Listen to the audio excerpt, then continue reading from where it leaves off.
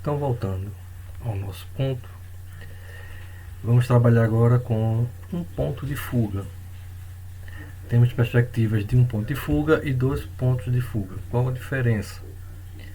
Um ponto de fuga normalmente utilizamos para espaços internos ou espaços que, como o próprio nome diz, a visualização é focada em um ponto. Dois pontos de fuga são normalmente usados para paisagens e desenhos amplos, né, de áreas, mas isso não é uma regra, é apenas uma forma melhor para utilizá-los. Mas tanto um como o outro podem ser usados para qualquer representação gráfica. Qual a diferença para as duas perspectivas anteriores que nós vimos? A cavaleira e a isométrica. Em um ponto de fuga e dois pontos de fuga, como o próprio nome diz, há uma convergência das linhas para um ponto, diferentemente das anteriores, que as linhas são sempre paralelas entre si. Então, no caso da perspectiva um ponto de fuga e dois pontos de fuga, há uma distorção do espaço, né, simulando o olhar humano, né, o olhar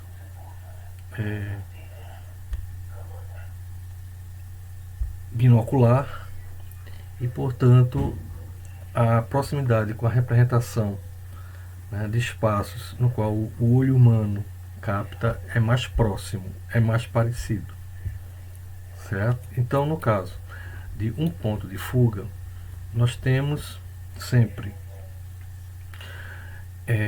uma parede ou um plano que vai nos dar base para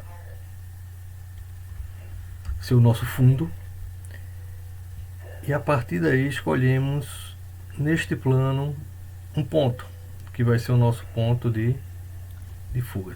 Todas as linhas do desenho necessariamente vão convergir para este ponto. Então, todas as linhas que formos desenhar, elas vão convergir para este ponto de fuga, dando essa sensação de profundidade, no qual este plano ele representaria a parte de trás do que eu estou vendo.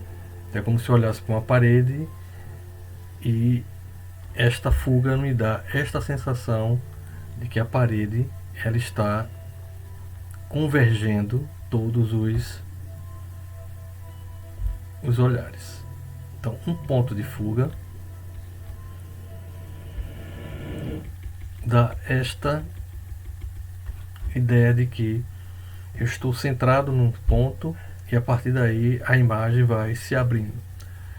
O que estiver perpendicular sempre será perpendicular, então sempre será paralelo neste sentido, de cima para baixo ou de baixo para cima, e no sentido horizontal ele sempre convergirá para a fuga. Então, se eu for fazer uma porta neste desenho, nesta parede aqui, considerar isto uma parede, eu simplesmente acho a altura na verdadeira grandeza, que é essa parede aqui, né? Esqueci até de dizer. Esta parede aqui, ela vai ser a nossa verdadeira grandeza. Então, se existe uma pessoa de 1,80 m e ela está aqui, esta altura ela terá 1,80 m. Então, no caso, se eu quero desenhar uma janela, então nesta parede o que for vertical será paralelo e o que for horizontal vai para a fuga. Então, nossa janelinha ficaria com esta configuração. E aqui a parte aberta. Então, no caso do ponto de fuga, a altura ela vai ser sempre baseada nesta parede, que vamos considerá-la como, estou chamando de parede, mas seria esse plano de fundo de verdadeira grandeza, certo? E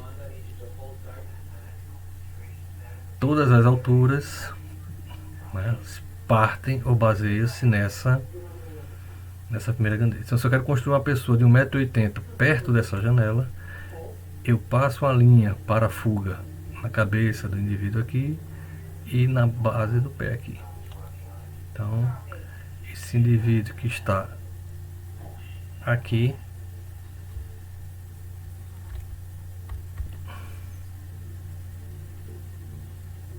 ele tem a mesma altura deste que está aqui.